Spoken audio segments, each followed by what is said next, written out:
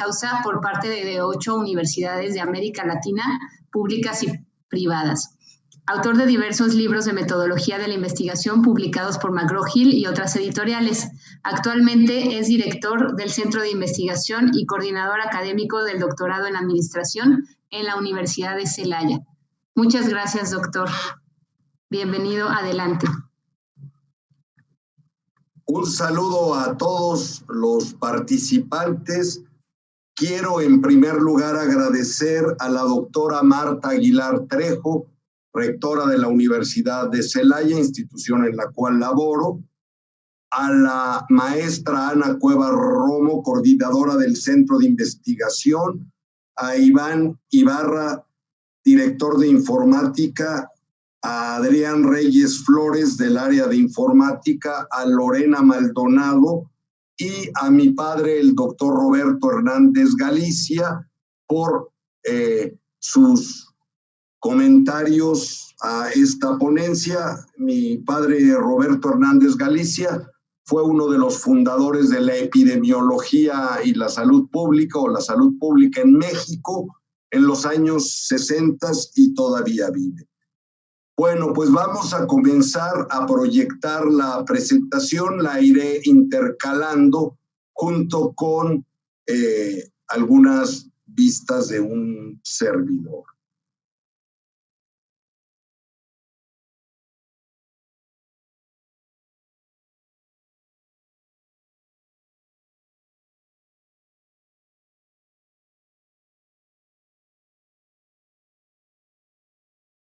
Bien, el día de hoy ya hay prácticamente 3.700.000 casos detectados de esta enfermedad, la COVID-19, y casi 260.000 decesos. Tan solo en México están reportados oficialmente más de 26.000 casos y más de 2.500 muertes.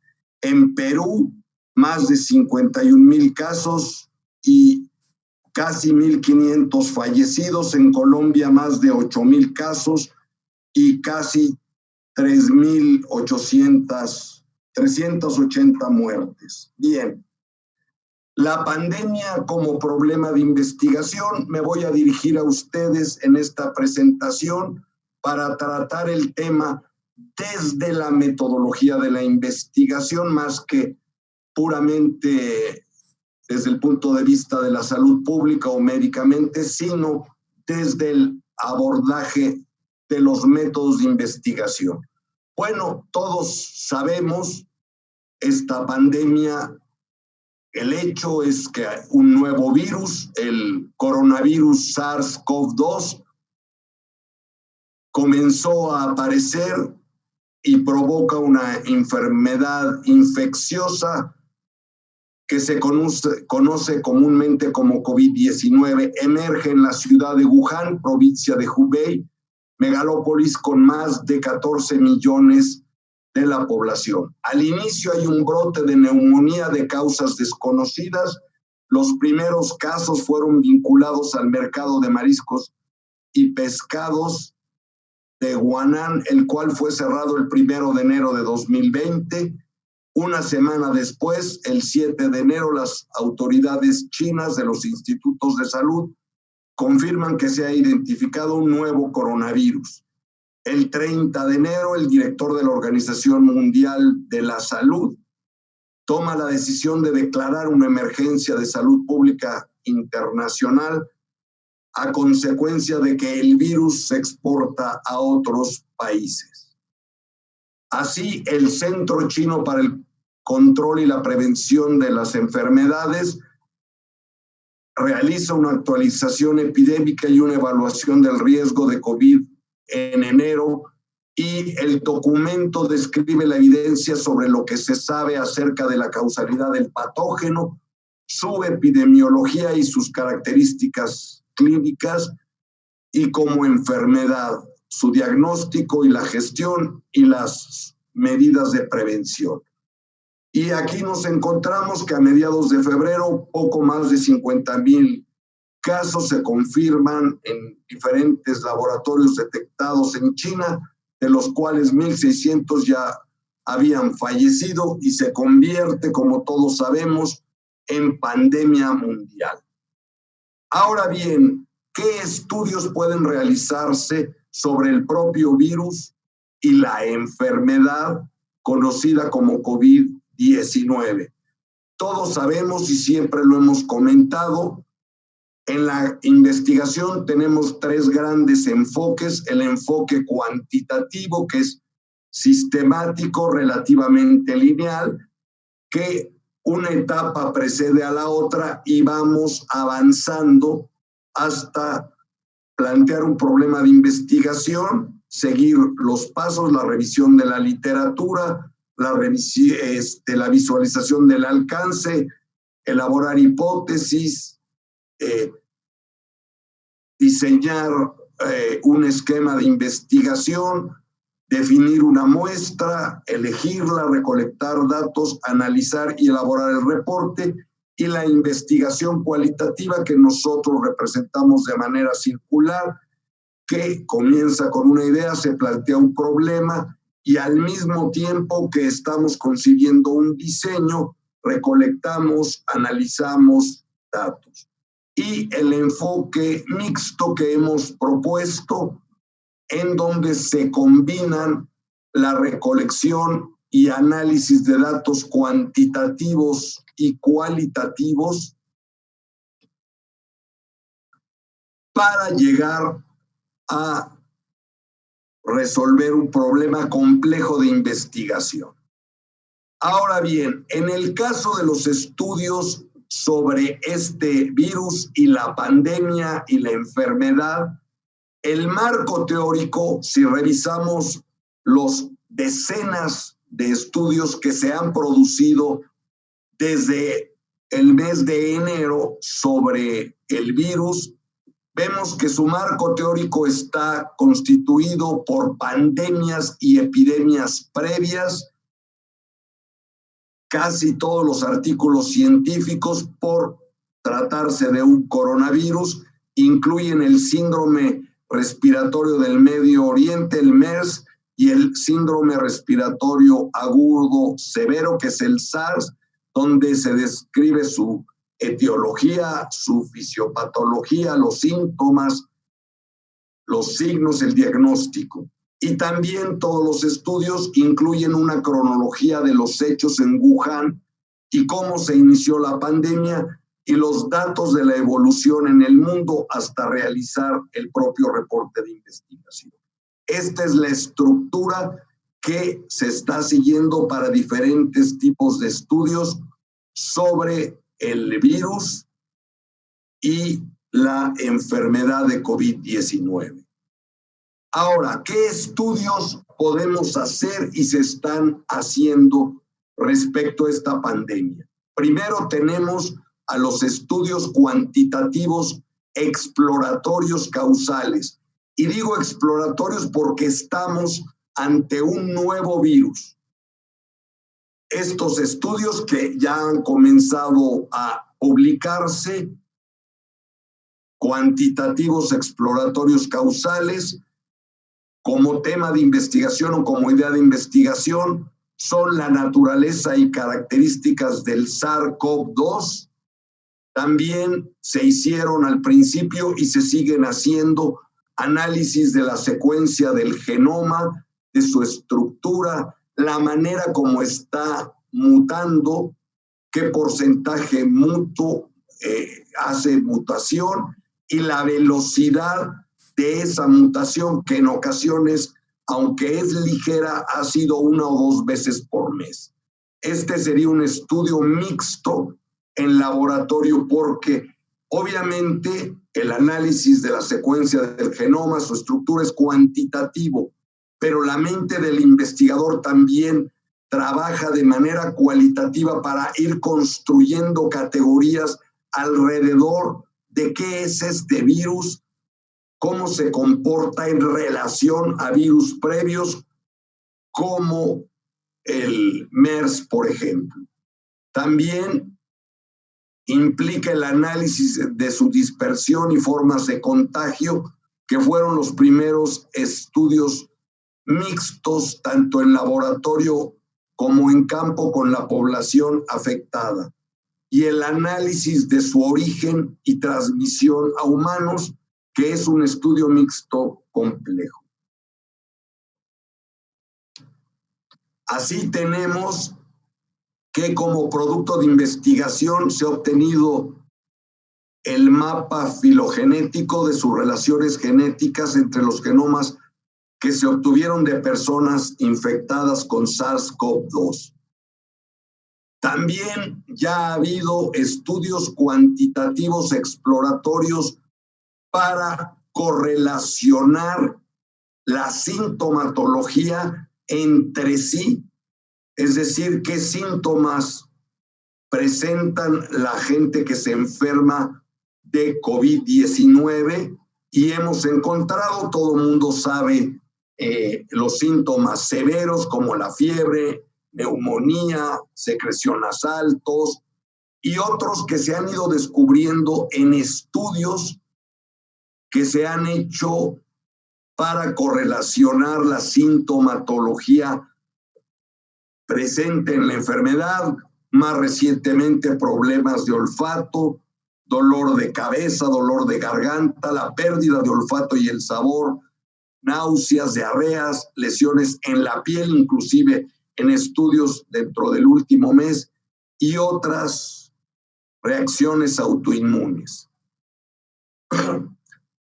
También se han realizado estudios cuantitativos exploratorios, descriptivos, explicativos. En el mismo estudio se ha transitado de la exploración a la descripción del fenómeno y a su explicación. Por ejemplo, la de cómo se realiza la detección del COVID, los estudios descriptivos y correlacionales, ¿no?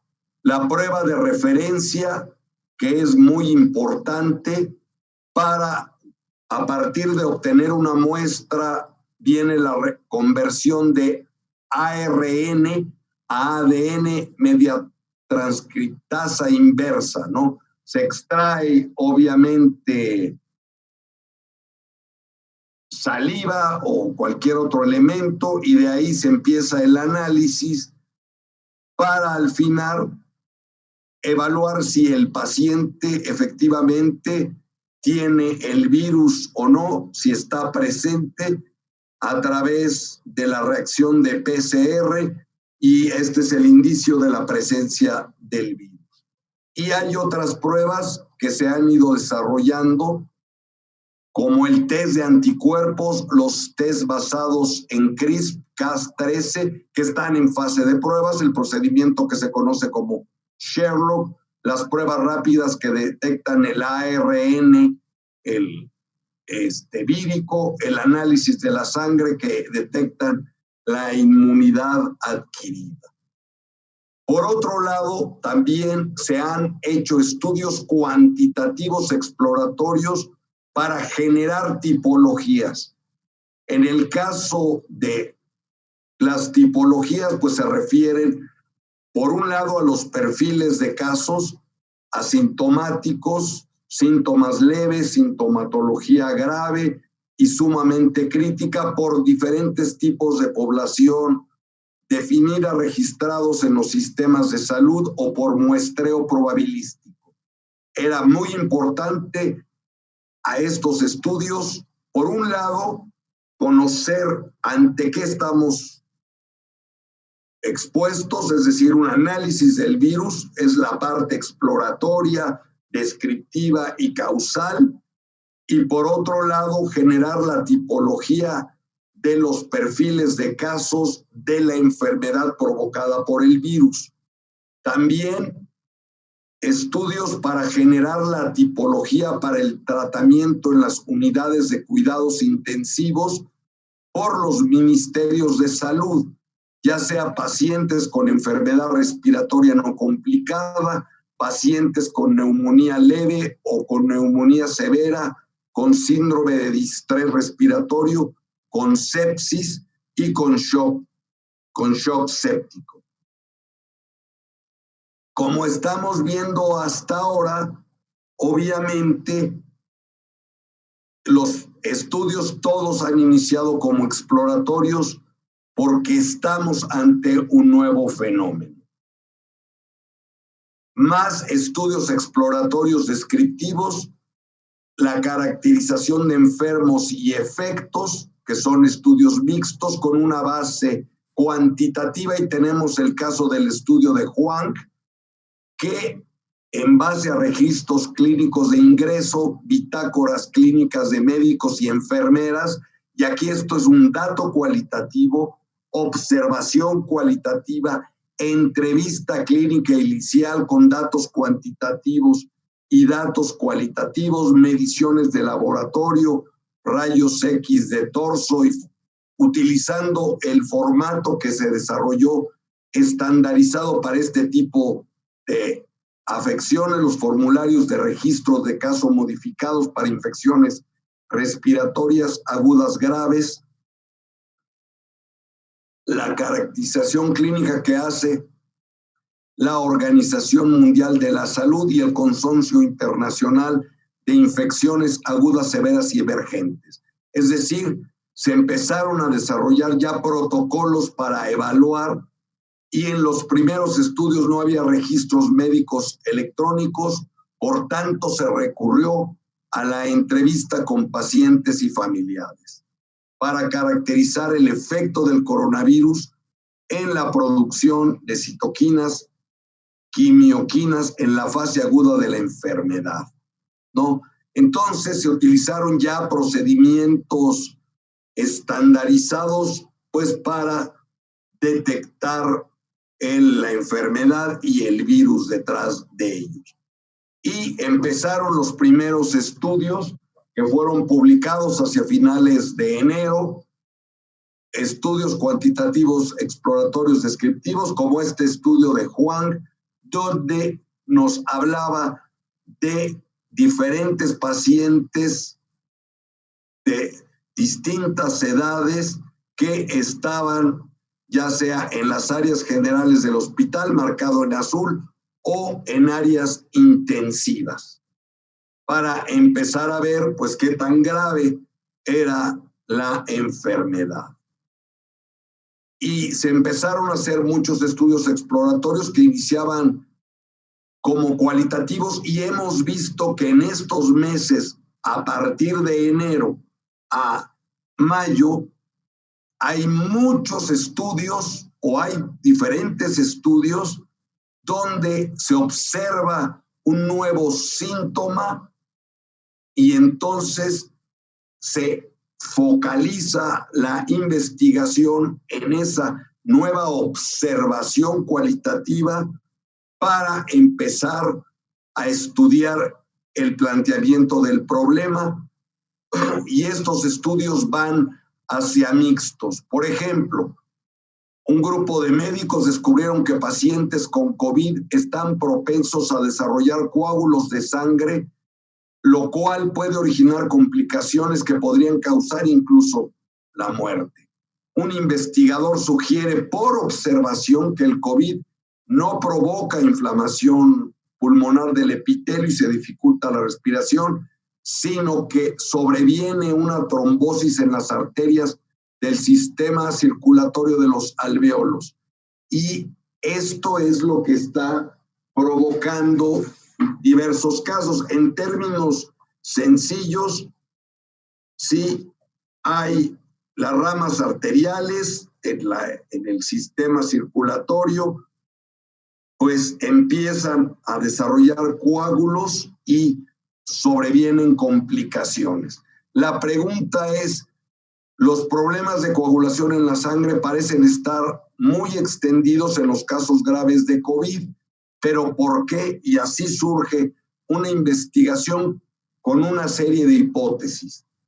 Primero, la mayoría de los pacientes de COVID-19 que se enferman gravemente es que tienen problemas de otras enfermedades, lo que las autoridades en México han llamado comorbilidad, como la diabetes y la hipertensión. Una forma que COVID puede provocar el deceso en los enfermos, que es otra hipótesis, es a través de una respuesta inmune del cuerpo que pone a los pacientes en mayor riesgo de coagulación. Y la posibilidad, pues, es que el COVID esté causando los coágulos, y hoy se inicia el estudio de este problema de investigación y se empiezan a establecer más hipótesis, como que las personas con COVID-19 y enfermedades cardiovasculares preexistentes tienen un mayor riesgo de enfermedad grave e incluso de la muerte. Pero esto no fue así de golpe. Fueron varios estudios que siguieron estas hipótesis, y es hoy que empezamos a saber esto. También hoy sabemos que la infección se ha asociado con múltiples complicaciones cardiovasculares, tanto directas como indirectas, incluyendo lesión en el miocardio aguda, miocarditis, arritmias y tromboembolismo venoso. Así, las terapias bajo investigación para COVID pueden tener efectos secundarios cardiovasculares. La respuesta a COVID-19 puede comprometer el triaje rápido de pacientes que no tienen COVID con afecciones cardiovasculares. Y empiezan a hacerse una serie de estudios cuantitativos para ver todos estos problemas. Otros estudios también que se han venido realizando es los estudios cuantitativos correlacionales derivados de los estudios previos que acabo de comentar, analizar los perfiles de caso asociados a características demográficas, género. Ya sabemos, y lo hemos sabido siempre, que el hombre tiene mayor riesgo de sufrir enfermedades o complicaciones cardiovasculares de siempre, y ahora sabemos que también en el hombre hay mayores probabilidades de desarrollar la enfermedad de COVID-19. La edad también está correlacionada, la ocupación, el riesgo de la ocupación, las gentes que tienen que trabajar fuera con otros, los propios médicos, pues tienen mayor riesgo. La nacionalidad, se está estudiando cómo diferentes genéticas en el mundo están reaccionando a este virus. El clima, también hay estudios no concluyentes todavía sobre cómo diferentes climas están asociados a mayor número de casos de COVID-19, las enfermedades previas que ya se ha demostrado que están muy asociadas, el hecho de ser fumador, no fumador, y las enfermedades previas registradas en el historial clínico de los pacientes como cofactores. Ahora, aquí tenemos un problema. Todavía no terminamos de entender cómo las características genéticas individuales reaccionan ante este virus, por lo cual un paciente puede decir, pues yo soy joven, yo hago ejercicio, yo me mantengo sano, mi dieta, y su riesgo obviamente es menor, esto ya está demostrado, pero eso no implica que no vaya a tener complicaciones, no asegura que no vaya a tener complicaciones. Por ello es importante que todo el mundo se cuide por igual. Desde luego, a mayor riesgo, pues el nivel de cuidados tiene que ser mayor. Y tenemos una serie de estudios donde, para caracterizar la correlación de la presencia del virus y la manifestación de la enfermedad con diferentes características.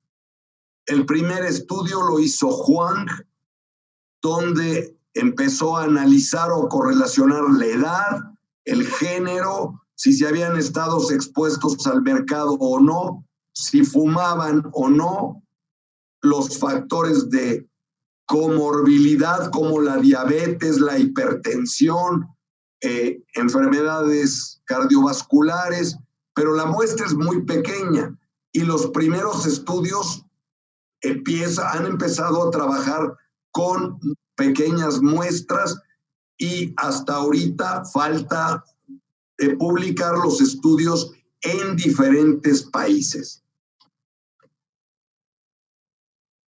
También otro tipo de estudios es sobre el origen del virus, sobre todo los estudios mixtos complejos. En marzo y abril empezó a surgir la controversia. ¿Es un virus natural o de laboratorio? Debido a ciertas coincidencias, situaciones que se dieron. Por ejemplo, ¿por qué prácticamente en una sola provincia de la República Popular de China fue donde se registraron la gran mayoría de los casos y decesos? Por ejemplo, el corte para el 26 de abril que investigamos en Hubei, pues sí hubo casi 68,000 casos y 3,212 fallecidos. Siempre los registros son menores de la estimación y ahorita vamos a hablar de eso, pero en Pekín hubo 587 casos nada más, siendo una ciudad monstruosa, una megaciudad, y 8 decesos. En Shanghái, 536 casos y 6 muertes. En Hong Kong, 1,038 casos y 4 decesos. La gente se empezó a preguntar por qué solo en una provincia de China es donde prácticamente la epidemia fue muy fuerte y originó el hecho de que falleciera el doctor que fue de los primeros que avisaron sobre la epidemia, el doctor Li Wenliang, y la doctora Ai Feng no fue localizada después de algunas entrevistas, y empezaron Fox News y The Washington Post y otros medios de comunicación que 2 años antes de la nueva pandemia, funcionarios de la Embajada de Estados Unidos visitaron varias veces un centro de investigación chino en la ciudad de Wuhan y enviaron 2 advertencias a Washington, al gobierno federal norteamericano, sobre la seguridad inadecuada en el laboratorio que estaba realizando estudios sobre coronavirus en murciélagos. Y entonces en BC tuvo acceso a documentos confidenciales que daban cuenta de que el sistema sanitario de Wuhan, que fue, como todos sabemos, el epicentro de la pandemia del coronavirus, estaba colapsando desde noviembre de 2019. Y entonces comenzaron los primeros estudios para analizar el virus. El más conocido es el de Anderson, Rambaud, Lifkin, Holmes y Garry, que fue un estudio publicado sobre su origen, que es público. Ellos compararon mediante análisis de datos genómicos, y no quiero meterme mucho en tecnicismos, pero ellos demostraron en este artículo que si alguien está interesado se los proporcionamos. Como todos los artículos del COVID son de no más de 10 páginas, la mayoría entre 3 y 4 páginas, porque pues el marco teórico no es muy extenso, ¿no? Y ellos demostraron que este virus no es una construcción de laboratorio o producto de la manipulación genética, estudiando su genoma, su comparación del alfa y beta coronavirus identificó 2 características genómicas del SARS-CoV-2. Uno, en base a estudios estructurales y experimentos biomédicos, el virus aparece para ser optimizado para la unión al ser humano, el ACE2, y 2, la proteína de espiga del SARS-CoV-2 posee un sitio de escisión de la polibase funcional en el perímetro S1, S2 a través de la inserción de 12 nucleótidos, lo cual adicionalmente condujo a la adquisición previa de 3 glucanos. alrededor del sitio no se deriva de ningún virus de la columna vertebral humana, es decir, no es de laboratorio, ni es una construcción humana que lo hayan desarrollado. Los autores entonces postularon 3 teorías respecto al origen del virus: uno por selección natural en un huésped animal, que luego viene la transferencia zoonótica de animal a ser humano, por la similitud del SARS-CoV-2 al SARS-CoV, coronavirus presente en murciélagos, y otra hipótesis por selección natural en humanos después de la transferencia zoonótica o por selección natural durante la transferencia. Y pues bueno, hicieron la comparación con el del SARS humano, con vampiros, con el del pangolín, etcétera, y vieron su correlación genética.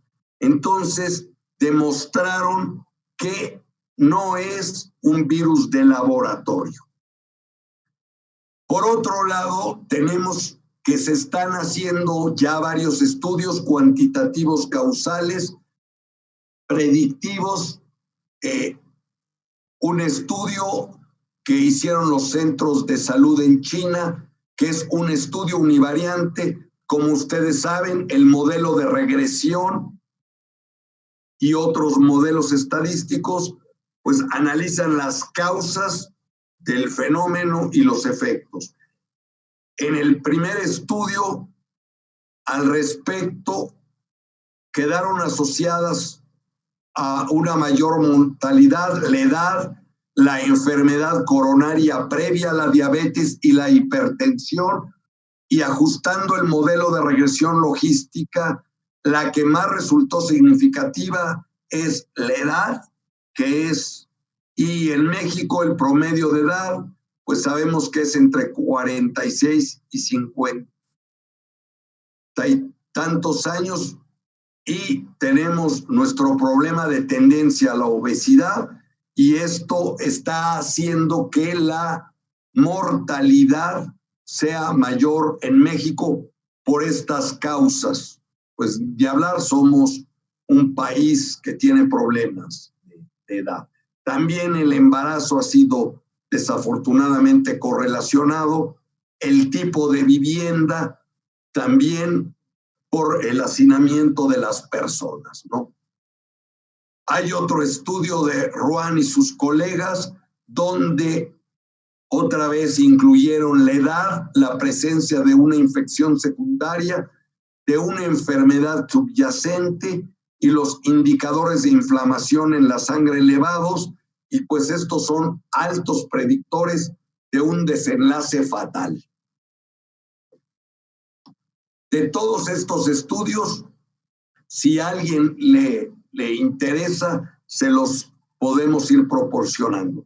Hasta ahorita lo que estamos viendo es que todos los tipos de investigación se están aplicando al COVID, desde estudios que inician como cualitativos y terminan como cuantitativos, estudios cuantitativos exploratorios, descriptivos, correlacionales y causales, como este que les estoy mostrando, y los estudios de pronósticos, donde se analizan todas las variables al respecto, que son los estudios en donde se va viendo las tendencias, los predictores y pues hasta cuándo se va a desarrollar la enfermedad. Vemos toda la gama de estudios que pueden realizarse, ¿sí? Y pues estamos viendo una gran cantidad de nuevos estudios, como por ejemplo, tenemos los estudios cuantitativos causales sobre cuándo van a ser, se van a presentar la mayoría de los casos. Se ha partido de la base de que coronavirus se trabaja, ¿sí? Se ha analizado cómo se distribuye, como si se distribuyera normalmente, como cualquier fenómeno, como los anteriores virus. Y se ha visto que su comportamiento se altera a partir de una curva normal o de la distribución de Gauss. En diferentes países tiene diferentes curvas, ¿no? Así los pronósticos por regresión para el ciclo de vida, las tendencias actuales, la pendiente, pues dependerá de las medidas que se estén tomando y de lo que la población actúe, las conductas de la población. Y son tendencias que pueden cambiar si se sale del confinamiento, si hay otras variables que están actuando. Hasta ahorita lo que vemos en América Latina es una tendencia a la alza, pero aquí es muy importante señalar lo siguiente. Entre países el comportamiento es muy distinto y dentro de cada país en las regiones es muy distinto. No podemos sumar o no es muy adecuado trabajar el dato nacional, sino por regiones. Y las curvas van a ser muy diferentes. En el caso de México, en el norte, que en el sur, en algunos estados, en algunas ciudades que otras. Lo mismo en el Perú. Saludo a mis amigos de Perú, que sé que están por ahí. Pues en Perú, zonas como el Cusco, pues es muy diferente a la propia Lima, y dentro de Lima puede haber diferentes tendencias, ¿no? Entonces, es muy importante que los datos sobre el virus y la enfermedad se trabajen por regiones más pequeñas y no sumarlos, porque estas tendencias, pues sí, si sumamos todos los casos, nos dan una tendencia. Sabemos que va a la alza en América Latina y que empieza para nosotros la situación complicada, pero es muy variable dentro de entre países y dentro de cada país. Por ello es muy importante hacer muchas pruebas. Todos sabemos que en la teoría de muestreo influye el momento, influye la región, etcétera. Y prácticamente la mayoría de los países de América Latina no está realizando un número suficiente de pruebas. Deben ser más de 100,000 pruebas diarias. Lo sabemos, el muestreo tiene que ser por conglomerados y tiene que incluirse un número alto de pruebas, si no las estimaciones son muy relativas.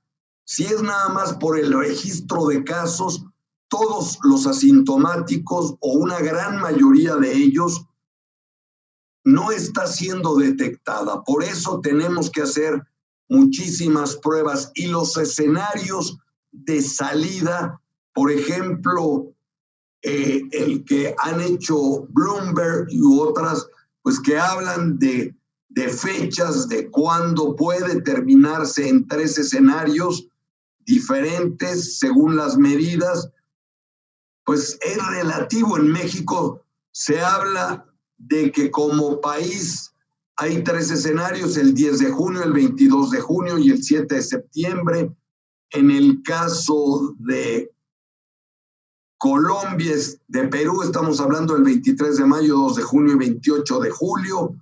En el caso de Colombia, que también sé que están amigos colombianos conectados, el 4 de julio, 26 de julio y un escenario catastrofista del 1 de noviembre en las estimaciones del Hugo. Pero esto es muy relativo, ¿no? Las fechas son muy relativas y va a ser no por país, sino por regiones según lo que haya ocurrido y según las estimaciones, porque los modelos de regresión lineal, pues, son relativas y depende. Si ahorita la gente sale a las calles, estas estimaciones se vienen abajo. Y otro tipo de estudios cuya metodología es muy importante son los ensayos clínicos aleatorizados, que han sido tradicionalmente el estándar en la investigación clínica, que son estudios donde tomamos grupos al azar, son experimentos donde se pueden probar vacunas, medicamentos, tratamientos, eficiencias de equipo y otros. El ensayo clínico aleatorizado, tenemos al menos 2 grupos divididos al azar, idealmente, o al menos emparejados, porque en un experimento de este tipo los grupos tienen que ser equivalentes. Se mide la variable dependiente, en este caso, pues, los indicadores de la enfermedad, se aplica el estímulo y se compara el grupo que se sometió al estímulo contra el grupo que no se sometió para ver si funcionó o el estímulo o tratamiento, y se ve la evolución. Idealmente tenemos que tener una medición antes y después, y se pueden probar muchísimas cuestiones, algunas de las que se están trabajando en ensayos clínicos aleatorizados es el uso de la inmunoglobulina humana, interferones, cloroquina, hidroxicloroquina, el famoso remdesivir, ¿sí?, para retrasar y otras sustancias, ¿no?, medicamentos incluso tradicionales. Aquí tenemos que se están haciendo muchos ensayos clínicos aleatorizados. Si a alguien le interesa todos los estudios que se están haciendo, cuándo comenzaron, cuándo se calcula que están haciéndose. Y vemos los tamaños de muestra desde 30 participantes, 10,000, un estudio que ya está por terminarse con la cloroquina, que ya hemos escuchado de otros ensayos clínicos con un tamaño de muestra menor, en fin, y lo que se está midiendo, hay ensayos clínicos de 50, de 80, de 400 participantes, la lista es larga, se están haciendo decenas de estos ensayos clínicos.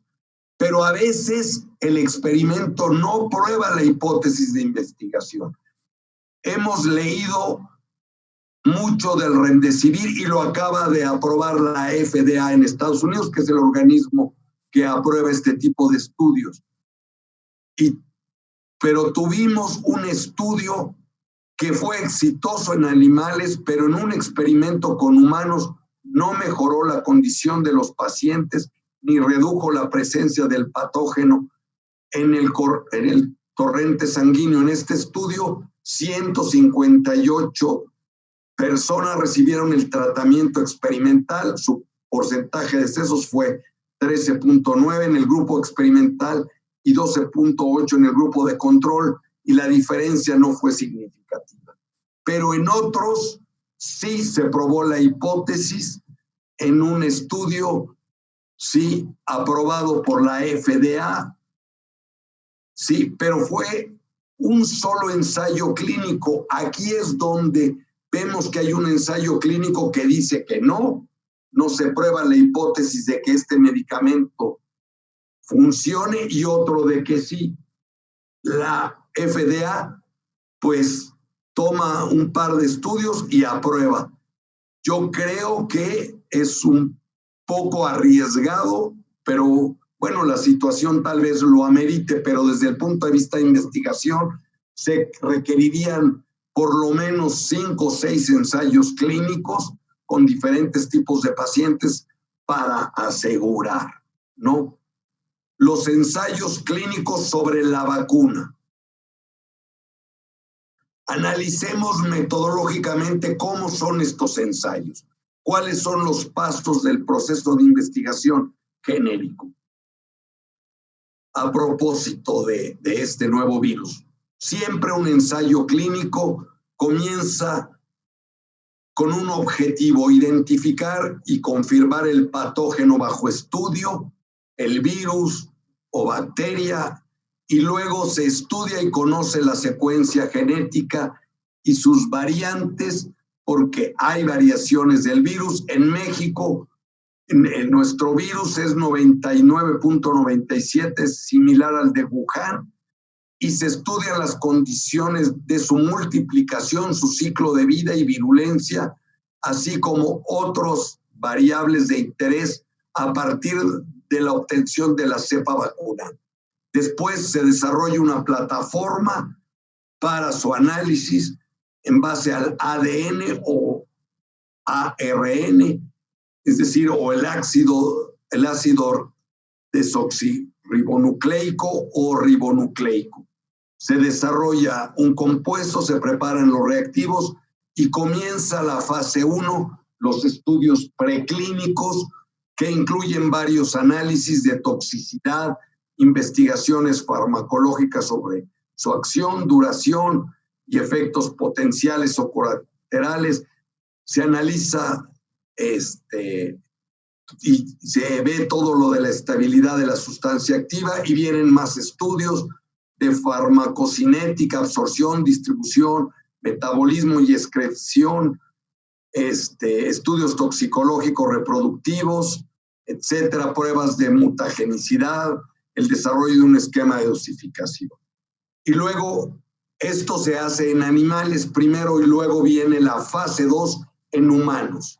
Como vemos, la fase 1 es todo en animales, fase 2 ya es los estudios en seres humanos, los efectos. En este caso, los ensayos clínicos también incluyen las evaluaciones de toxicidad crónica por administración repetida y los estudios de carcinogenicidad, así como de todo efecto biológico. Cuando ya se hace en humanos, son estudios con muestras relativamente pequeñas, 100, 200, 300, 400 gentes. Viene la fase 3, que son ensayos clínicos aleatorizados en amplias poblaciones de diferentes edades, orígenes étnicos, a veces miles de casos. El estándar son entre 20,000, 30,000 casos. El objetivo principal de los ensayos en esta fase 3 es demostrar o confirmar el beneficio terapéutico a través de diferentes criterios de valoración clínicas importantes en lugar de los criterios de valoración indirectos, ¿no? Estos ensayos se diseñan para confirmar toda la evidencia previa recopilada durante la fase exploratoria y las fases 1 y 2, ¿no? Y se estudian las condicionantes, los pacientes adecuados, e idealmente debe tenerse asignación al azar y emparejamiento, por supuesto, un clima ético absoluto, porque pues va a implicar inyectar a seres humanos, y eso es complicado, cubriendo todos los requisitos legales, con una dotación técnica suficiente y el financiamiento suficiente del estudio. Y estos estudios exigen mucho esfuerzo de educación, voluntad, el deseo realmente de que la vacuna sea una respuesta al problema. Sabemos que en el caso de la enfermedad COVID-19 ya hubo una declaración pública para apoyar la colaboración internacional para el desarrollo de una vacuna por parte de la OMS. El esquema de diseño para un ensayo clínico aleatorio como el de la vacuna o cualquier otro es: primero seleccionamos a los participantes, trazamos los criterios de inclusión y de exclusión, es decir, los que no vamos a agregar al estudio, se hace la aleatorización, ciego, doble ciego, Esto significa, el ciego doble ciego, que la gente no sabe si es en qué tratamiento está, si es parte del grupo experimental o del grupo que no recibe la vacuna, el grupo de control, y se hace intervención de los casos seguidos, de los casos perdidos, etcétera, ¿no? Aquí también, para quien se interese en todo lo referente a cómo se hace un ensayo clínico aleatorizado, tenemos ahí publicado desde hace 3 años un manual de investigación epidemiológica que puede servir ahorita. Es un manual muy sencillo que explica los métodos de investigación para trabajar con virus, y curiosamente la portada de este manual, que salió hace 3 años, pues es de un coronavirus, ¿sí? No conste que no habíamos anticipado. Es un manual desarrollado por la doctora María Guadalupe Romero Andrade del Departamento de Epidemiología del Hospital San Felipe de la Secretaría de Salud de Honduras, de mi padre, el doctor Roberto Hernández Galicia, de la doctora Ingrid Carolina de la Sociedad Hondureña de Estudio y Tratamiento del Dolor, y de un servidor. Este manual está en la página web de nuestro libro Metodología de la Investigación, las rutas cuantitativa, cualitativa y mixta, y lo pueden conseguir sin ningún costo, lo pueden bajar gratuitamente, y es una introducción a los métodos de investigación en ciencias de la salud, particularmente en investigación epidemiológica. Después, en los ensayos clínicos aleatorizados,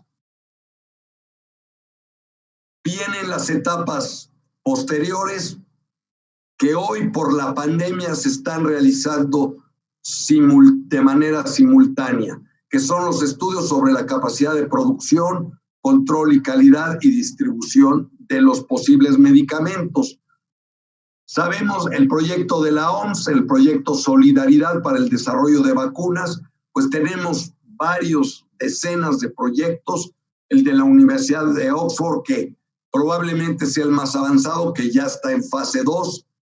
Hay cientos de proyectos con protocolos para vacunas de la London School of Hygiene and Tropical Medicine, el famoso estudio de Johnson & Johnson. En México tenemos el estudio de la UNAM, Universidad Nacional Autónoma de México. En Perú, el de la Universidad Cayetano Heredia, que es conocida por hacer investigación médica, y de una empresa llamada Farmacéuticos Veterinarios. Entonces, pues esperemos que haya no un solo tipo de vacuna, sino varias vacunas, ¿no? Pero sabemos que la vacuna, los estudios, los más avanzados que estén en la fase 2, realizarán esta fase 2 entre junio y agosto, septiembre, y la fase 3 pues será entre septiembre, octubre, noviembre. Entonces tendremos ya los resultados de estos estudios a fin de año, y la producción de la vacuna pues dentro de un año. Bien, otros estudios que se están realizando de naturaleza bioquímica son los estudios de supervivencia del virus en distintas superficies, en aerosoles, en plástico, en papel, cartón, donde se mide la estabilidad y tasas de descomposición utilizando un modelo de regresión, ¿no? Y tenemos el famoso estudio publicado en la revista de investigación New England, que también, si a alguien le interesa, pues está publicado a través de regresiones y de esquemas. Se ve el tiempo de duración del virus en distintas superficies, ¿no? También estudios bioquímicos y de nutrición, y otros más, los estudios de contaminación con el virus en los alimentos. La Universidad Nacional Autónoma de México declaró que los alimentos no se infectaban. También la Autoridad Europea de Seguridad, que sí en utensilios y empaques, que son estudios cuantitativos causales, pero faltan estudios La teoría nos dice que no, porque se hicieron estudios previos en SARS y MERS, los dos que ya hemos venido mencionando, los dos coronavirus previos, pero faltan estudios al respecto, porque la declaración de la UNAM pues fue en base al conocimiento de algunos expertos, pero faltan los estudios empíricos. Otra pregunta de investigación que se está haciendo y están los primeros estudios es: ¿el SARS-CoV-2 está presente en aguas residuales? Se está investigando, Hay un estudio que parece ser que sí, pero estamos en una etapa muy prematura para decirlo. El SARS-CoV-2 se puede transmitir de manera fecal, oral. Hasta ahorita no hay evidencia y se necesita estudiar, y necesitamos hacer mucho más estudios de vulnerabilidad del virus, ¿no? Otro tipo de estudios que se pueden hacer y se están haciendo son los estudios biogeográficos. Por ejemplo, el estudio de movilidad de contagios, del lugar donde se adquiere al lugar de destino. Seguir a los enfermos, seguimiento de sus contactos, analizando su desplazamiento por GPS, que puede ser cuantitativo correlacional, incluso ingresos y salidas de un país. Es decir, aquí tenemos un estudio de dónde nace el virus y cómo se va propagando por distintas partes, ¿no? Las líneas en este caso significa en la figura que trae el mapa mundial, donde se fueron los contactos, que estos son muy importantes, sobre todo al inicio, y también los cortes por país, como México, de dónde trajeron el virus, los casos importados, y hacia dónde viajaron, hacia qué estado de México, pues para tener un control. Estos estudios deben ser inmediatos y muy rápidos, y siempre debemos estar preparados. Los que vinieron de Perú con la enfermedad, a dónde viajaron, dónde están esas personas, porque esta información es vital para el seguimiento. También es importante los estudios de casos mixtos, la documentación de experiencias médicas y humanas. Aquí es donde todos los médicos que estén tratando COVID-19, la enfermedad, es importante que guarden sus notas, que hagan observaciones. Digo, es pedirles mucho porque están volcados a esto, ¿no? Estudiar los países que lograron detener la transmisión comunitaria, como Nueva Zelanda, qué hicieron, y pues ya vimos que el factor crítico es hacer investigación permanente y medidas fuertes. Y podemos hacer estudios de comunidades e individuos. Los jóvenes médicos que estén atendiendo, pues vayan documentando sus casos para después hacer publicaciones, y casos excepcionales, ¿no? Hemos visto muchas muestras de humanidad con esta enfermedad, como ese caso que fue muy viral de la mujer de 90 años que renunció a un respirador para cedérselo a los jóvenes, ese niño que muere electrocutado cuando cuidaba a su mamá, o el caso de una mujer de 101 años que sobrevivió a la gripe española, al cáncer y ahora a COVID. Aquí vemos que la genética individual sí tiene mucho que ver.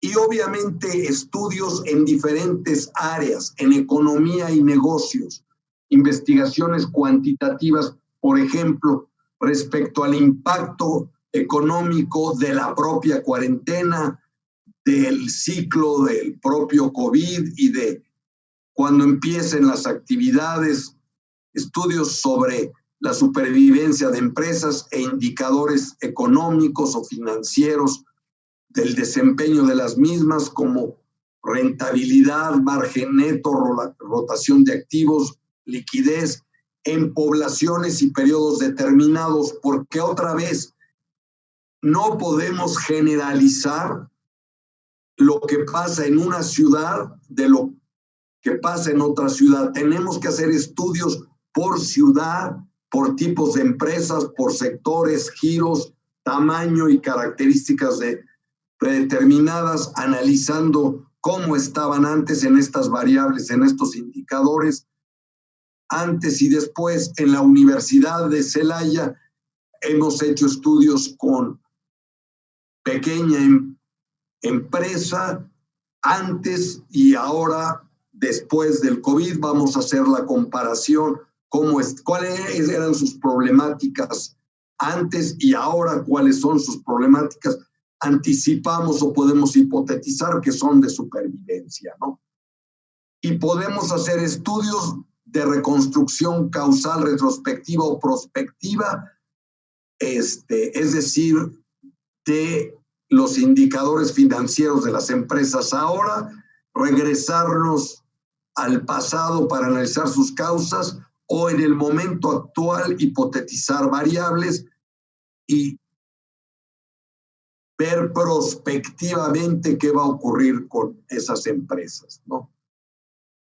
También podemos tener estudios mixtos de cómo están viviendo las empresas la pandemia, con datos cuantitativos y entrevistas cualitativas a los propietarios para, pues,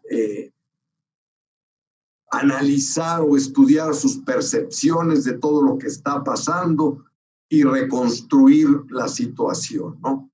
También hay muchos estudios o varios que se están haciendo, pero requerimos de más estudios en el área de la psicología.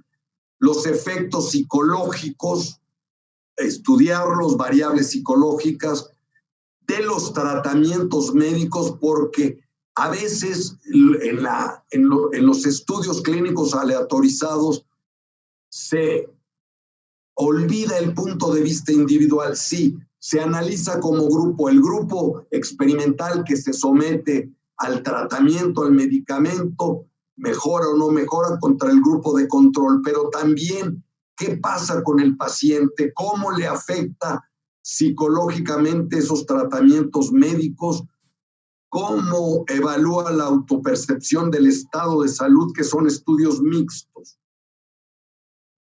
Hemos dicho que lo ideal es un estudio clínico aleatorizado que incluya no nada más las variables de salud, sino también las variables psicológicas y el punto de vista individual y el análisis de cómo cada tratamiento tiene efectos integrales en los casos o en los participantes. Y luego están los impactos psicológicos de la enfermedad y del aislamiento, sus temores, sus conductas de riesgo, su salud mental, emociones, cómo están construyendo sus experiencias y categorías emergentes. Requerimos estudios en esta área. Sé que varios psicólogos y varios psiquiatras están guardando datos de sus pacientes para analizarlos posteriormente, ¿sí? Estudios que se pueden hacer en comunicación colectiva, estudios mixtos donde hagamos análisis de contenido cuantitativo con análisis del discurso, de cómo se está difundiendo la información sobre la enfermedad, noticias, rumores, en páginas web, en medios de comunicación colectiva tradicionales como la radio, la televisión, en redes sociales, en internet, qué verdades, qué mentiras, quiénes se están posicionando como actores clave, variables del proceso de comunicación, variables de la fuente, quiénes y tipos de mensajes sobre la COVID-19, así como receptores, ¿no? Y hay ahorita convocatorias para hacer este tipo de estudios al respecto. También lo que es contradicciones entre mensajes respecto al COVID-19, pues ahí podemos analizar teorías de la conspiración y grupos detrás de esta, ¿no? Relaciones entre gobiernos y sectores diferentes que refleja la agenda impuesta por la propia enfermedad, cómo están reaccionando en cada país y en cada región, empresarios, sindicatos, instituciones educativas, etcétera, ¿no? Aquí tenemos, pues, muchos estudios que pueden hacerse. Ustedes pueden diseñar diversas investigaciones a este respecto. Y pues vale la pena seguir estudiando, haciendo estos estudios en comunicación colectiva.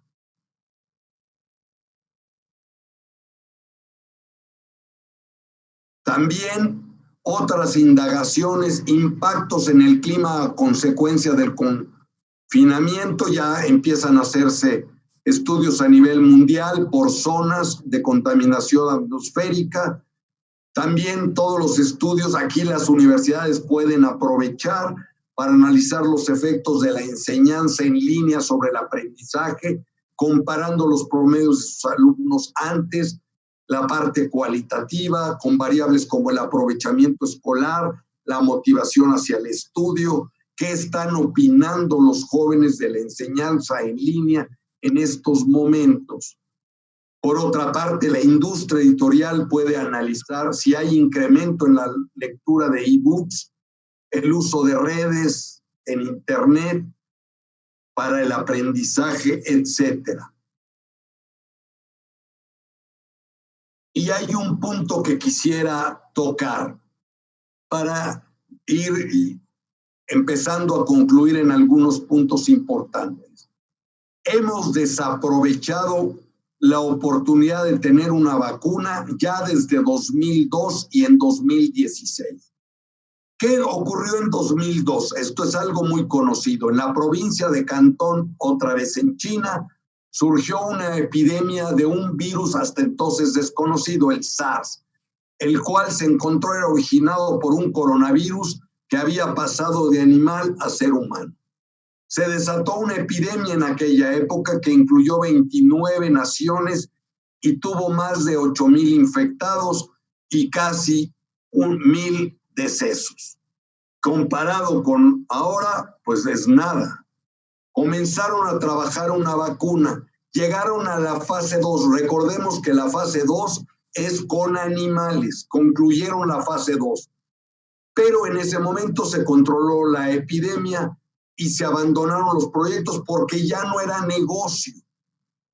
Y en 2012 volvió a pasar lo mismo. Surge otro coronavirus, el MERS-CoV, que provocaba el síndrome respiratorio de Medio Oriente, que se originaba en camellos y pasó a humanos. Es decir, pero ¿qué pasó? Que un grupo de investigadores en Houston, de la Escuela Nacional de Medicina del Colegio Baylor de Medicina de Houston y un centro para desarrollo de vacunas de un hospital infantil de Texas, concluyeron la fase 2. Faltaba los ensayos, ya habían hecho ensayos clínicos en animales y humanos, pero eran pequeños. Faltaban ensayos clínicos en grandes poblaciones y los planes de producción. Pero fueron con los institutos nacionales de salud de los Estados Unidos, que son uno de los principales organismos que en el mundo investiga, y no mostraron interés porque pues ya la epidemia había sido controlada. Ellos nunca obtuvieron el financiamiento y solo pedían $1,5 millones. Como sus efectos fueron aislados en Asia, en SARS y en Medio Oriente, el MERS, el interés decreció. Si desde esos años hubiéramos estado o se hubieran sacado las vacunas, hubiera seguido la investigación, se hubiera llegado hasta la fase 3, hoy ya hubiéramos estado mucho, pero mucho más preparados para esta pandemia. Tendríamos vacunas no iguales, pero sí nos hubieran acercado a la vacuna porque son coronavirus que comparten similitudes genéricas. Por eso desaprovechamos la oportunidad de hacerlo. Inclusive se publicaron los artículos sobre la vacuna de el MERS, ¿sí? En 2014 y 2018. El análisis de los virus y todos los elementos, y ahí están los artículos publicados. Si a alguien le interesa, son públicos y los podemos proporcionar, ¿sí? Están los artículos y cuando uno los lee, dice uno, ya estaban al borde de la vacuna, pero la falta de financiamiento porque dejó de ser negocio, entre comillas. Y yo me pregunto, el fútbol es muy importante, el básquetbol y los deportes son importantísimos, nos entretienen, son factor de salud, pero veamos en el caso del fútbol cuánto cuestan los futbolistas. Ahorita sabemos que en Europa, por ejemplo, se han devaluado el 20% su valor por el mismo coronavirus, pero con lo que hay jugadores que se pagan 200 millones de euros por traspasarlos de un equipo a otro. Con esos dos, con lo que se traspasa un jugador de cualquier deporte, béisbol, fútbol, con lo que se traspasa un jugador, con ese dinero ya tendríamos varios estudios de estos dos coronavirus previos, con lo que se invierte en un jugador. Ahora las pérdidas por el coronavirus son de muchos millones de dólares. Si hubiéramos invertido mucho menos de lo que vale un jugador en un deporte o un cantante de rock, un contrato, con eso ya tendríamos vacunas. Insisto, los deportes son importantísimos, pero también invertir en este tipo de estudios es muy importante, tan o más tal vez importante que los demás. Y también es necesaria investigación del SARS, del COVID-19. Se ha hecho mucha investigación sobre esto y se sigue haciendo. Pero ¿qué tal la investigación sobre los actores claves? Casi no tenemos estudios sobre los médicos, las enfermeras, los paramédicos, los agentes de seguridad. Ellos están, como se dice, en la línea de batalla con alto riesgo y no están siendo objeto de investigación. Tenemos que hacer investigación sobre sus sentimientos, sobre las emociones que están experimentando, lo que sienten, su capacitación, sus aprendizajes, su entorno laboral. Nos faltan estudios, creo que vale la pena plantear estudios en esta línea, su nivel de preparación sobre sus afectaciones, además del contagio. Y ustedes se han puesto a imaginar, y seguro hay algún médico entre quienes estamos aquí ahora charlando, pero imagínense que está en terapia intensiva, pues sus necesidades fisiológicas se tienen que aguantar. El médico está acostumbrado a aguantarse sus necesidades, sus incertidumbres, sus temores, etcétera, cuando está atendiendo a los pacientes. Todo eso debe estudiarse y debemos de darles las gracias de verdad a todas estas personas que están sacrificando todo y que están demostrando por qué estudiaron. Así es que nuestro reconocimiento, yo creo que de todo el mundo, para esos médicos, enfermeras, paramédicos y todas las gentes que están interviniendo en esto, o los que no se pueden quedar en su casa para trabajar. ¿Qué lecciones debemos aprender en materia de investigación científica como consecuencia de la pandemia? Seguramente ya en estos momentos se les ocurrieron varias. Lo que queda claro para todos es obviamente que no estamos preparados para lidiar con los virus y las bacterias, mucho menos con las pandemias. Que no hemos invertido lo suficiente en investigación y desarrollo sobre amenazas globales para la humanidad, como los virus, el cambio climático, las energías destructivas, las potenciales fuentes de destrucción en el espacio, las guerras, etcétera. No tenemos investigación suficiente sobre estas amenazas globales. La inversión en investigación y desarrollo debe incrementarse en todas las ciencias. Debe ser algo permanente. No investigamos lo suficiente. Si en salud no lo hacemos, imagínense en otras áreas. Una lección muy importante es que necesitamos tener un sistema de monitoreo o vigilancia mundial epidemiológica, este término que en México se le denominó desde los años 60. Me platicaba mi padre que en los años 60, trabajando con la dirección de epidemiología de esa época, pues estamos hablando de muchos años, con el doctor Vilchis, con mi padre, el doctor Roberto Hernández Galicia, empezaron los primeros sistemas de vigilancia epidemiológica en México, pero requerimos en todo el mundo tener un sistema más eficaz, integrado por científicos expertos y gestores de diversas disciplinas ante posibles pandemias y planes muy específicos para evitarlas, con diagnósticos en tiempo real, con una velocidad de respuesta inmediata.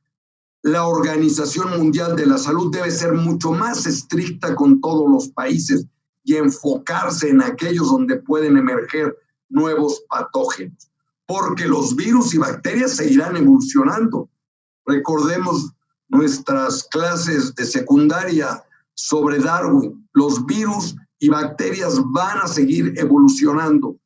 Y nos dirá alguien, no, es que ya tenemos un sistema de la OMS mundial. Bueno, ¿y qué pasó? No, el hecho es que no funcionó o no funcionó para detener la pandemia. El proceso de comunicación de los gobiernos locales a instancias nacionales es muy lento.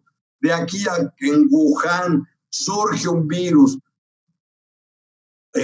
los médicos lo informan a las autoridades locales, de ahí a las autoridades regionales o federales, pues se pierde mucho tiempo fundamental. Los gobiernos y sus institutos de salud deben ser transparentes y proporcionar datos válidos, objetivos y confiables. En pandemias deben hacerse muchas pruebas. Si yo hago nada más 50,000, 100,000 pruebas, no puedo generalizar una población de 100, 120, 130 millones de habitantes. Y los datos deben ser válidos, objetivos y confiables. Otra lección es cerrar o al menos vigilar con un enorme control los mercados de animales para evitar brotes de enfermedades zoonóticas y, ojo, vigilar muy de cerca a los laboratorios que trabajan con virus en todo el mundo. Y es necesario realizar una investigación integral del origen del virus en el epicentro de la pandemia y reconstruir los sucesos, llegar a la verdad. Un estudio que todavía no tenemos, dónde están los primeros casos, no se ha investigado lo que dicen los primeros gentes que se enfrentaron al coronavirus. Y este estudio obviamente involucrará a la Organización Mundial de la Salud, pero también a otros organismos internacionales, universidades, centros de investigación de todo el planeta, para que se eviten especulaciones y que no haya un uso político de este asunto. Requerimos un reporte de investigación concluyente y definitivo de qué pasó, de dónde se originó este virus. Ya sabemos que no es de laboratorio, pero según la evidencia científica disponible. Pero, ¿qué pasó? No ha habido todavía un estudio integral que se requiere. Otra lección que debemos aprender es que debemos acudir a fuentes científicas o leer notas, artículos y documentos en Internet con base en investigaciones científicas, porque hay mucha información, todos lo sabemos, de cuestiones intrascendentes, de cuestiones de chismes, debemos de basarnos en fuentes científicas. Para ello, los médicos, enfermeras y todos los profesionales debemos aprender a comprender artículos científicos, que es algo que hemos dicho que debe inculcarse en el universitario. Los cursos de investigación sirven para que el joven no solo aprenda investigación, que va a ser una herramienta en su futuro como profesional, sino simplemente debe aprender investigación para poder leer y comprender un artículo científico. Por eso es importante que se refuercen los conocimientos de investigación. Y también los investigadores deben escribir versiones más didácticas y entendibles de sus trabajos científicos, o colaborar con profesionales de la comunicación para ello. Es decir, el investigador que haga su trabajo científico, que lo lean los profesionales, pero también que haya una traducción de esos artículos científicos avalada por ellos en versiones más comprensibles para todos los que somos personas comunes, como un servidor. Y hemos aprendido que el silencio no es rentable, que no decir la verdad tarde o temprano se revierte. Es muy importante informar a la gente de todo, de los casos, etcétera. Otra lección es que cuando las tendencias disminuyan las curvas regionales y mientras no haya una vacuna y diferentes medicamentos, tratamientos y conocimientos profundos respecto al virus, vamos a tener que aprender a convivir con el virus.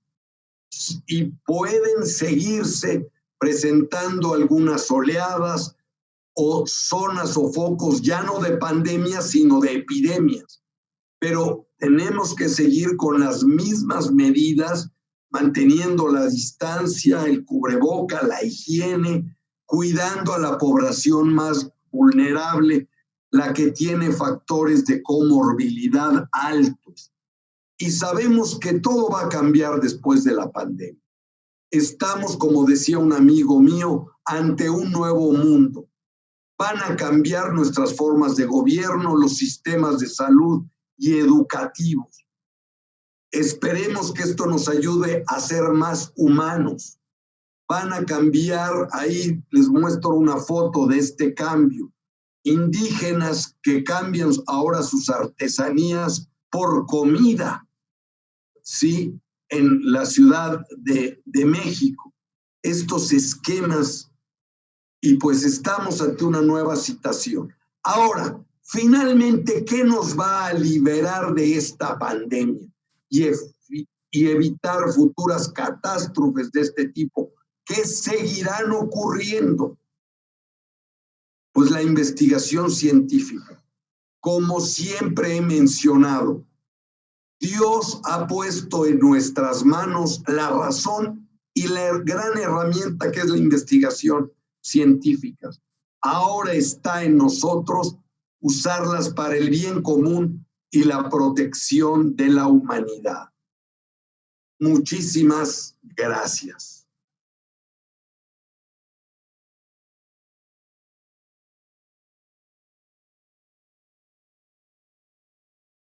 Y ahora pues vamos a responder. Estoy saludando a todos los que me están saludando. Somos 608 personas y había algunas preguntas, sí, que ya habían hecho por correo. Vamos a a leerlas.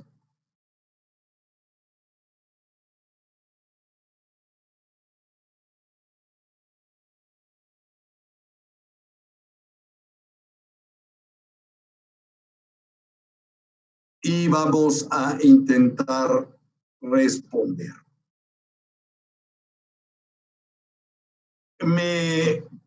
Nos preguntaba Walter Hugo Alba Miguel, ¿cómo adecuamos la investigación cualitativa y cuantitativa al nuevo contexto? Pues el aislamiento social dificultará el acceso a fuentes y a la población. Pues por ahora no tenemos otra alternativa más que hacerlo en línea. Ahorita no podemos hacer encuestas presenciales, seguirá siendo todo en línea, al menos durante un buen tiempo, pero pues en línea se puede entrevistar, se pueden hacer algunas cosas, otras no. Luego me preguntaba sobre el estilo APA. Había otra persona que me preguntaba sobre el estilo APA, que no era objetivo de la conferencia, que si me parecía correcto que se hubiera cambiado en tan corto tiempo. Bueno, pues fueron 10 años y se actualizó lo referente a fuentes de Internet. Básicamente lo de los autores, etc. Por cierto, en la Universidad de Celaya estamos trabajando, ya terminando una actualización de APA, de la séptima en inglés a español, lo que vendría equivaliendo a la cuarta en español. La vamos a subir en investigación en la página de la Universidad de Celaya. Luego, me preguntan sobre la titulación, que si es adecuado por tesis. Bueno, lo voy a contestar. Yo creo que los alumnos deben aprender investigación y se aprende investigación haciendo investigación, ya sea mediante tesis o realizando investigaciones su carrera. Luego me preguntan por qué en México falta investigación e investigadores. ¿Cuál es la causa principal? Pues la poca importancia, no solo en México, sino en toda América Latina, que le otorgan y le han otorgado siempre los gobiernos en todos los niveles, lo que genera falta de recursos para la investigación y de estímulos a los investigadores. Ahora en México ya no se da estímulo al investigador de universidades privadas o se le ponen unas condiciones muy distintas. Y luego, según su conocimiento y experiencia, está confirmado que el COVID-19 es una bacteria y no un virus, por el tratamiento que se le está dando, administrando a los pacientes que están en cuidados críticos. Es un virus, por ello lo que están usando son antivirales probados en ensayos clínicos, como por ejemplo el oseltamivir, pero es una pregunta que me han hecho mucho, es debemos de tener cuidado con no automedicarnos, ¿sí? Por ahí surgen los rumores de que esto funciona y me han llegado por internet que tal medicamento funciona, que tal otro funciona. Debemos ser muy cuidadosos. Si el documento, si no hay un estudio científico o varios que lo avalen, cuidado. Tenemos que basarnos en investigación científica. Por eso les sugiero que busquen artículos científicos. Prácticamente todos los artículos sobre COVID-19 son gratuitos de los estudios y los pueden conseguir. Métanse en Google Académico con las palabras clave y pueden conseguir muchos artículos científicos, ¿sí? Entonces, pues el COVID nos está dando desafortunadamente mucha posibilidad de investigación en todos los campos. Los que mencioné son algunos ejemplos de diseños, pero nos está dando para muchos estudios cuantitativos, exploratorios, descriptivos, correlacionales, explicativos y muchos cualitativos que concluyan en explicativos, ¿sí? No sé si se pueda hacer alguna pregunta más. La doctora Ana Cuevas que me diga, Muchas gracias, doctor. Como usted nos indique, podemos proceder como usted nos indique. Pues a ver, algunas 2 o 3 preguntas para no abusar del tiempo de los demás. ¿Quién se quiere hacer alguna pregunta metodológica, etcétera? Si alguien, tenemos 2 personas que levantaron la mano. Okay. Si me lo permite, puedo ceder el micrófono a Héctor Aguilar, que levantó la mano, ¿de acuerdo? Y después Correcto. está Pablo Cabrera. Correcto. Ok. Levanta la mano. Ya no. ¿De qué rato? Okay. ¿Qué pasó?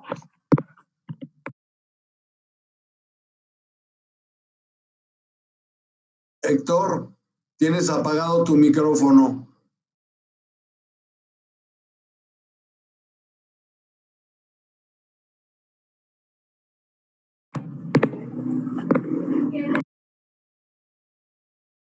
Bueno, si quieren, mientras Héctor se coordina, Ana puede ser otra persona.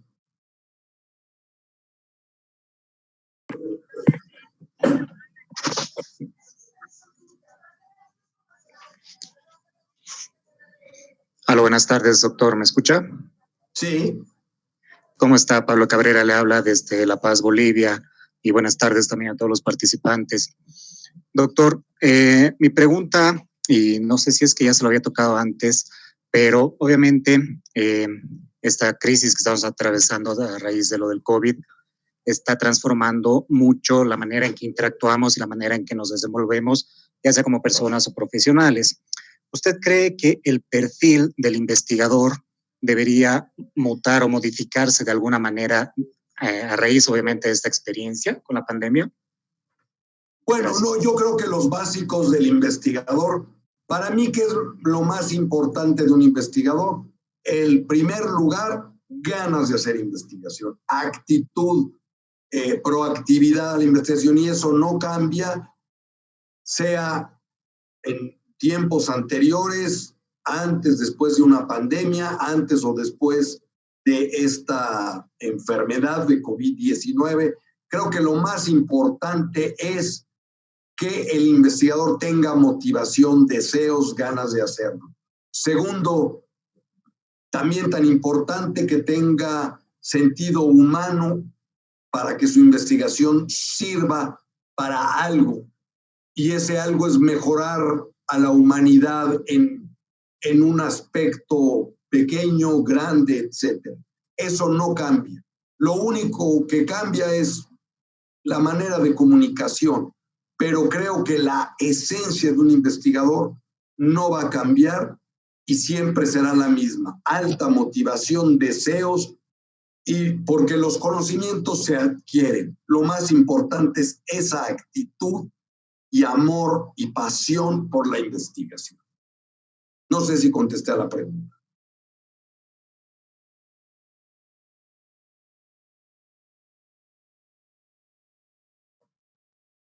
Bueno, nos vamos a otra pregunta.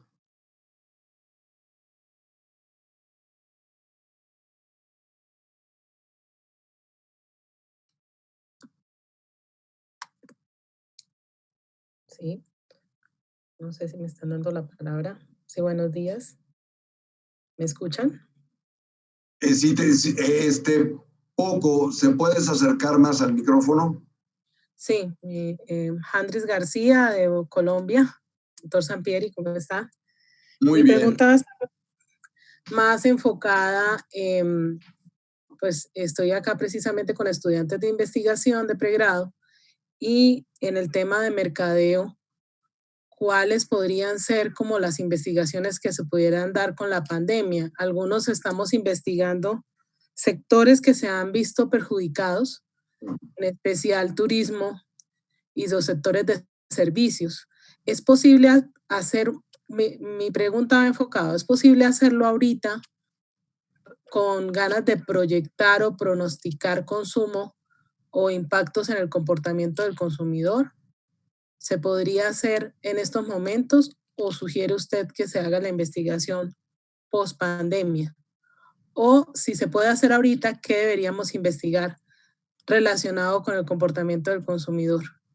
Un gran saludo. Bueno, yo creo que sí se puede hacer y sería importantísimo hacerlo ahorita y después compararlo con lo que ocurre después. Creo que es muy oportuno ver ahorita qué se puede estudiar. Bueno, qué están consumiendo, qué están comprando las gentes a través, bueno, sabemos que ahorita algunas compras son presenciales, otras son a través de compañías que te llevan, por ejemplo, la comida, Uber Eats, etcétera. Sabemos que hay otros sectores que no se puede comprar porque ahorita no podemos, los hoteles pues no están vendiendo para recreación, en muchos países está prohibido, pero creo que ahorita es el momento justo para hacer una investigación de qué están comprando, por qué lo están comprando,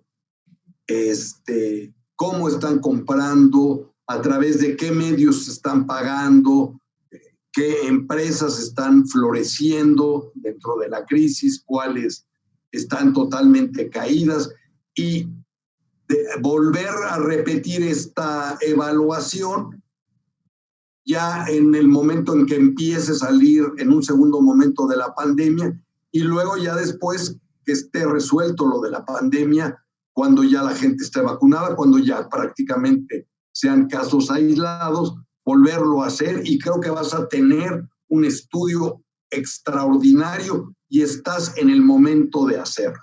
Después ya nada más vas a tener lo que es la salida y ya no va a ser igual.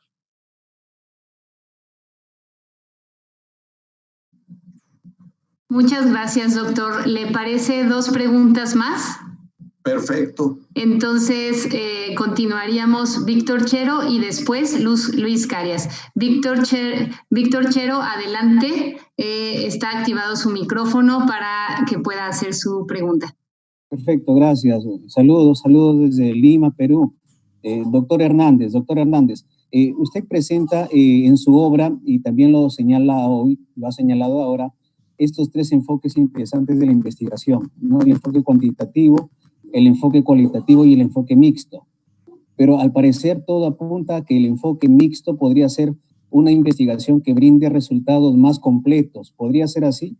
¿Podría de repente en un futuro enfocarnos principalmente en desarrollar una investigación mixta para no quedarnos a medias de repente con los resultados, doctor Hernández? Le agradezco su atención.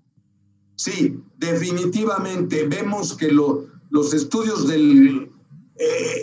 los estudios mixtos siempre serán más completos, pero tienen el problema de que son más costosos y tardan más tiempo en hacerse. Pero, por ejemplo, en el caso de la enfermedad del COVID y este nuevo virus, SARS-CoV-2, nos dan la oportunidad de ilustrarlo.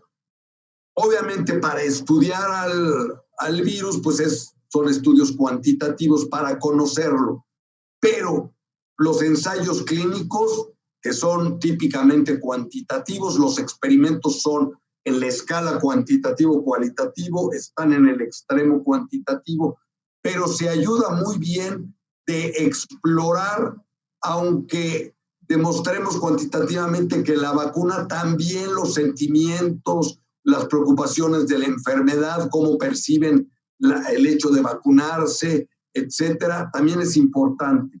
Entonces, para los ensayos clínicos aleatorizados, agregar el componente cualitativo y hacerlos mixtos es más conveniente.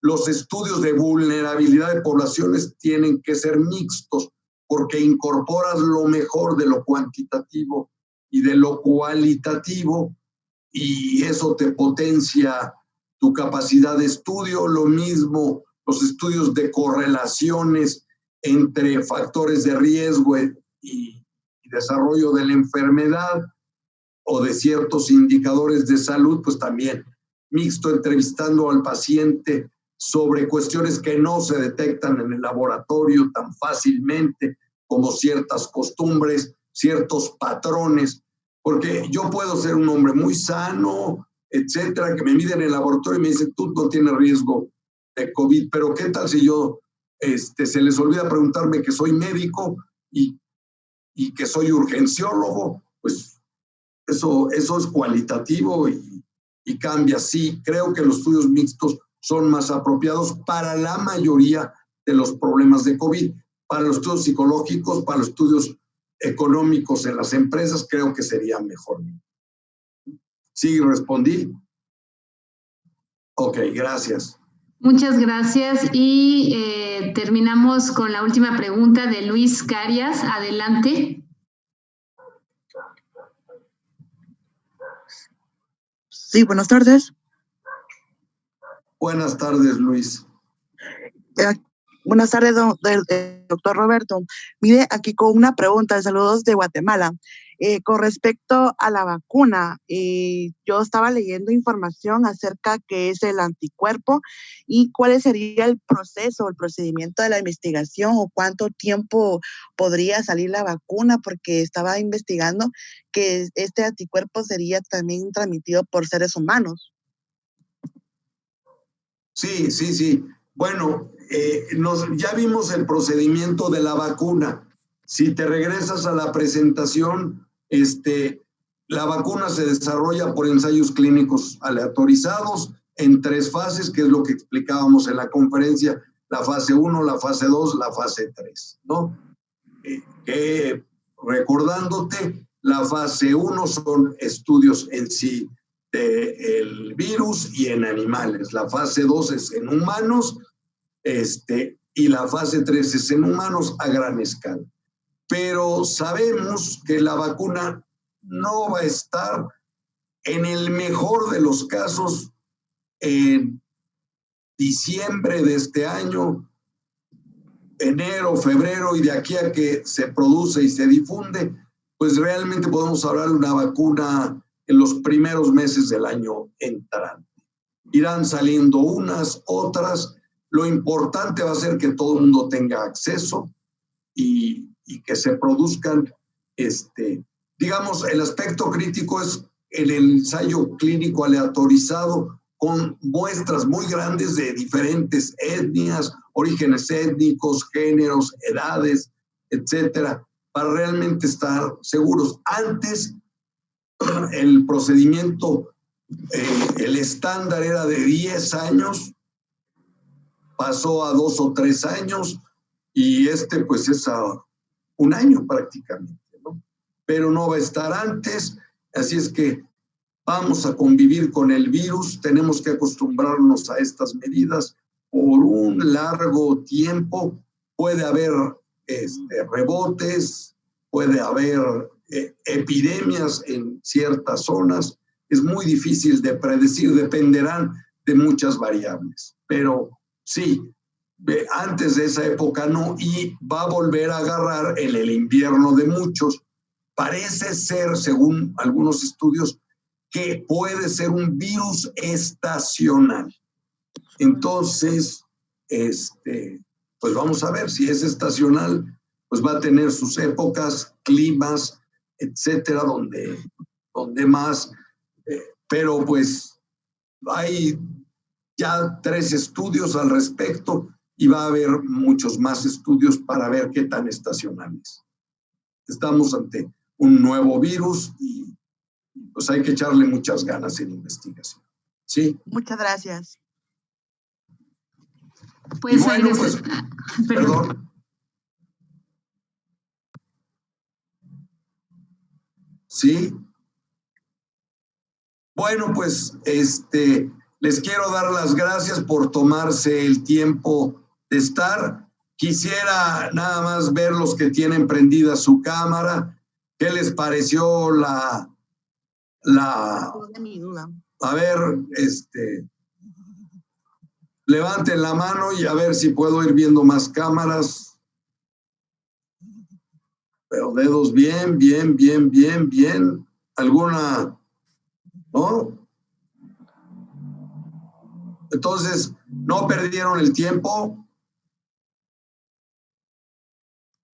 Bueno, pues muchas gracias.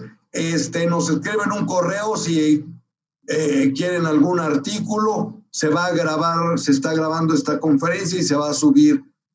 Ya les avisaremos dónde. Yo por mi parte me despido. Les doy muchísimo las gracias el haber estado con ustedes. Hubo un momento en que fueron casi 700 gentes. Me da mucho gusto y les mando un muy fuerte abrazo. Cuídense mucho, cuiden a sus familias, cuídense todos en lo individual. Gracias, les mando un abrazo con mucho cariño. Y que tengan buenas tardes, buen provecho, Perú, Colombia, Guatemala, etcétera. Muchas gracias. Gracias, Ana, gracias a la Universidad de Celaya, gracias a nuestra rectora, la doctora Marta Aguilar, gracias a Adrián, a Lore Maldonado y al director de informática, Iván Ibarra. Hasta luego. Hasta luego, doctor, gracias.